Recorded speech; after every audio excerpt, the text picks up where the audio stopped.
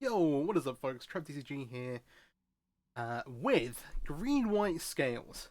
We've just had our rank reset for December.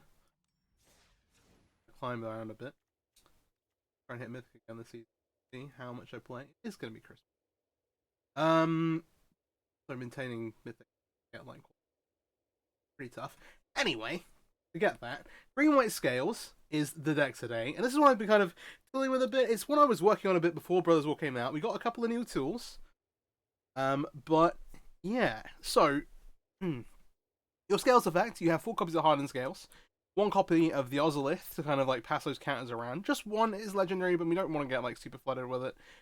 You then have Conclave Mentor as another counter doubling effect, and we're also playing Michiko's Reign of Truth to kind of like give us an extra boost over the top in terms of like finding damage to put lethal on an opponent.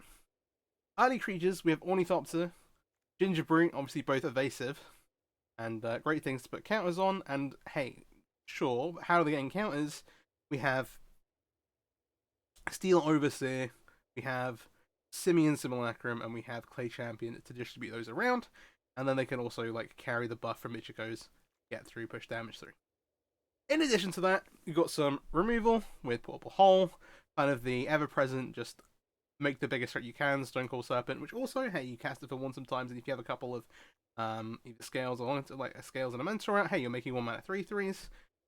Steel Overseer, as I mentioned before, hasn't really found a home at all, but we're looking to make one here for it. Obviously, dropping as many counters as possible.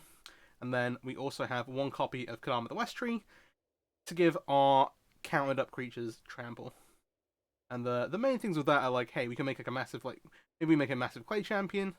I actually started with more of these and kind of cut them down as I wanted to trim things down a little bit, neaten up the curve. And it's good, but you don't want to have a bunch of clunky 4-drops. Simian Simulacrum is actually, I think, the main thing that we got from Brothers of War. The ETB puts 2 counters on a creature, is an artifact itself, and then has the Unearth ability. And you can really load up one of these. Go to town. Mana base, nothing particularly interesting. A Cave, A Lair, a Django, a Boseiju. Boseiju is actually pretty important, we'll get onto that in a second. Plains, 3 forests, then pathways, brushlands, 1 single overgrown farmland, because again, you don't want to have ATB tap lands early, and then 4 temple gardens. In the sideboard, 2 copies of Shaper Sanctuaries, actually 2 Scavenging Users, 1 at the top, 1 at the bottom. Obviously for graveyard things. The Shaper Sanctuaries for kind of like decks that try to kill your stuff. Patrick Automaton is a kind of like a more defendable, well, not defendable threat, but as like a more durable threat that you can play. And then 2 Grafting's Cages and 2 Rest in Pieces. We're actually diversifying a little bit versus automatic decks. So obviously the both of those actually trigger count up for Michiko's as well. So you have a bunch of graveyard hate to bring in, is what I'm really trying to say. If you want to, you could maybe trim some of it. I've kind of gone with best of both worlds, but here we are. And then Boseiju. And the reason I was talking about before about Boseiju being important is one of the best cards against this deck is Temporary Lockdown. You want extra ways to kill it post board. This is basically giving you an extra free one. If you draw both Boseijus in your post board games, like versus something like blue white, you're like, okay, well, but you're going to be able to crack one of those off to kill one of these really annoying enchantments, which basically just pick your entire board apart. And yeah, that's it. Let's get into hop into a ranked game. Goes. Yeah, I was working on a few different variations. If the things are like all is glitters, we were really trying to play that as like a cranium playing effect. You can go that direction. There are cheap artifacts that you can use. We've kind of gone a little bit bigger. And I think this version with Steel Overseer is pretty good. At this point, if you're just here for the deck tech, please like the video if you enjoyed it, if you're interested, and subscribe to the channel if you want more Explorer content. I've been pumping stuff out. This hand is actually a little awkward. I talked before about Overgrown Farmland being really awkward as a 1 coming to play tap land. Other than that, we're pretty strong. I just have to work out. I think I make the farmland tap to start off with, which sounds really like the farmland into Cave of the Frost Dragon curve is not it, but at least will let us go scales into. I think I'm gonna. I'm getting one of these like kill this turn. I'd rather it be a Gingerbrute because we can go Conclave Mentor on our next turn, and then make a much larger stone cost serpent for like the same investment. Yeah, sure. Now, are you playing like black-red? Are you playing blue-black? Are you playing mono-black? Ooh, okay. We're not revealing as of yet. I think I will just take the time here. We'll breathe out a bit. I want to know a bit more about what's going on. It looks like mono black. These are actually all different swamps, and this looks like it almost looks like they've intentionally put one of each swamp in their deck. I mean, sorry. When I say it almost looks like that, it looks like that. Play one of these for one. Ooh, do we do that? Actually,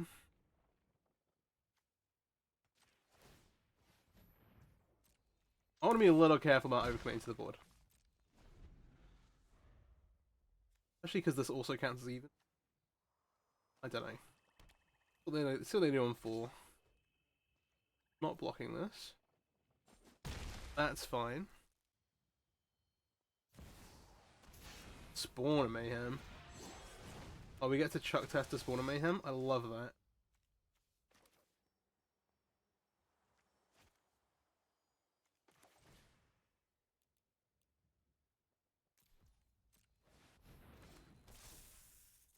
I'm gonna play the do you know this is reach test.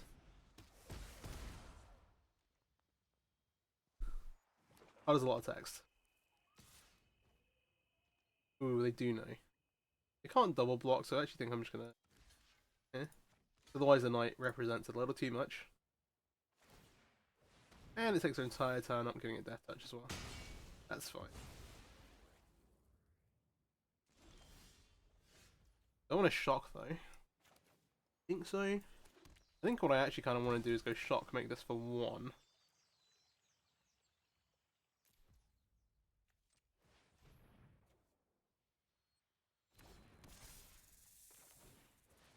Then play this and put counters on it.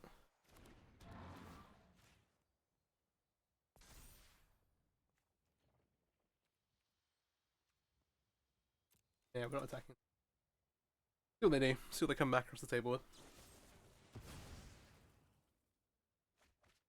Dispute is fair enough.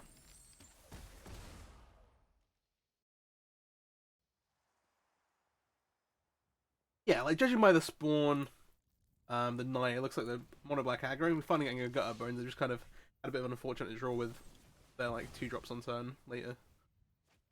Let's sack that straight away. They want to find a way to kill our serpent ASAP Rocky.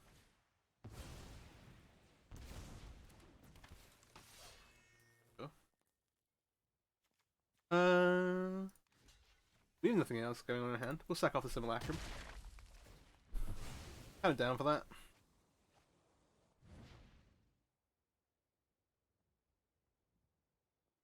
I don't know, like, they could have drawn a push. They're just going to scoop it up. Alright, well, going to sideboard games. What do I want? They have a couple of things to use a graveyard, but I don't think I want to like bring Rest in Peace. I think Scavenging Ooze is probably the way to go. They're more aggressive, so I'm not that worried about Shaper Sanctuary either. Okay, what do I actually want to trim then? Excuse me.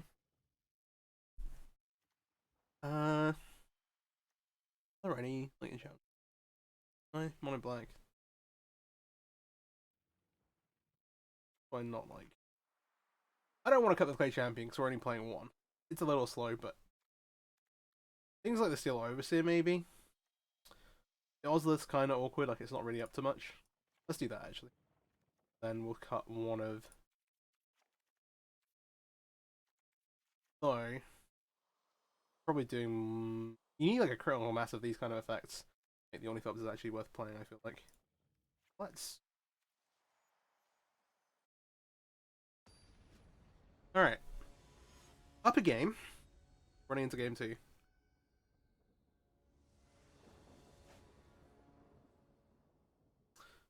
Gonna be sick with no lands. With some lands. Alright, we hit Mulligan once. This looks fine. I don't want to put it on the bottom. Actually, to be honest, it's doing more than the Michiko's. So let's.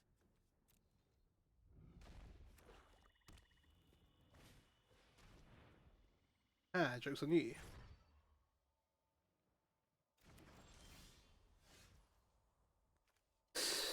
I'll play the brush land out. We don't know what our... Like, if we draw one colour of land over the other, it's... make a big difference. 2/2 drop. Not really mana efficient here.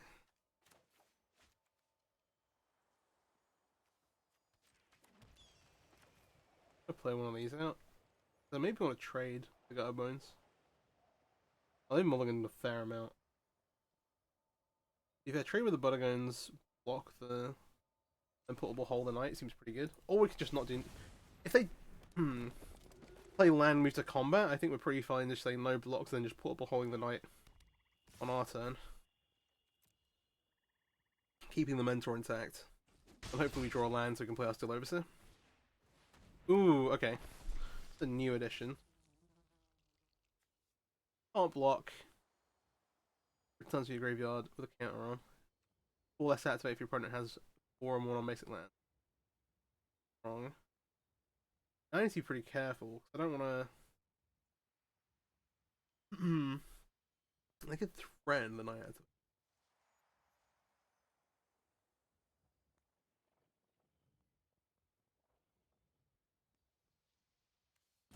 I think our actual best, because we can trade with the other creatures. What does this go down? This goes from 4 down to black. Sorry, from 6 down to black. No scale on that. This is fine. Yeah, I don't really mind trading the Concrete Mentor. Of the two of them, Bones comes back. You've got it's infinite opponent lock. Life.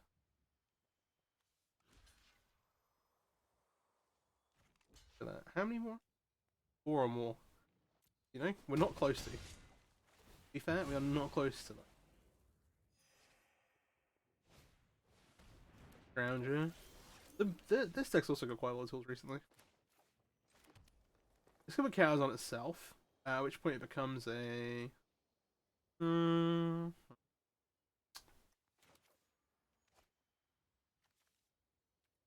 I think actually, this turn coming up is going to be our best turn to take a turn off. Take a turn off so we can get the Steel Overseer in play is actually pretty good.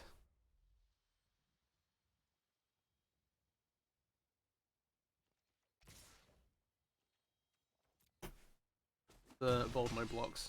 No 4th land to activate the man land's actually good for us. Need to get an extra spot here. Oh, no. Gales plus 2 extra counters. Oh, that's a block this time. Alternatively, getting the scales in place, great. Like, how do we need to make sure we don't just accidentally lose though.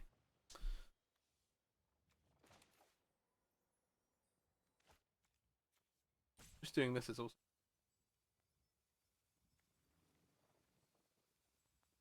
There's a block though.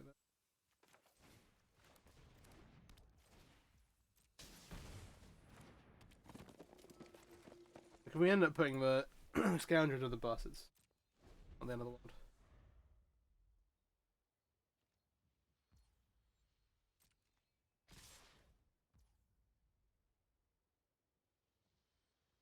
Okay. Giving this the option, I think I actually try and keep the complement going to pretty low dice.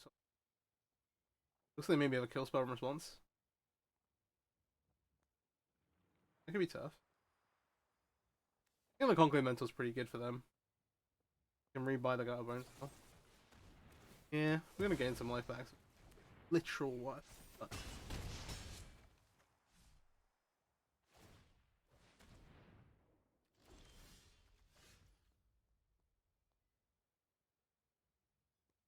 The Seiju kills the Scrounger.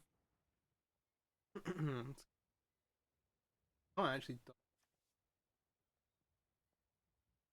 getting the Scavengers in play is pretty important. I think long term we want to play the Seiju, but it means we need to be really careful about not playing another land after that. Go colorless. Make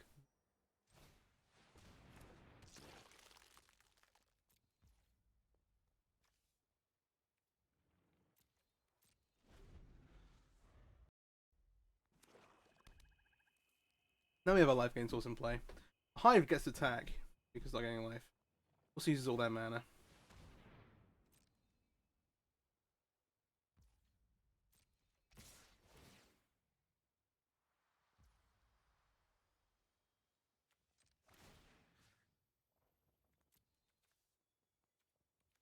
Getting targeted?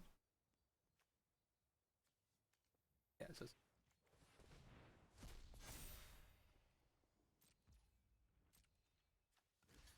Front of this is Gounger, but this thing.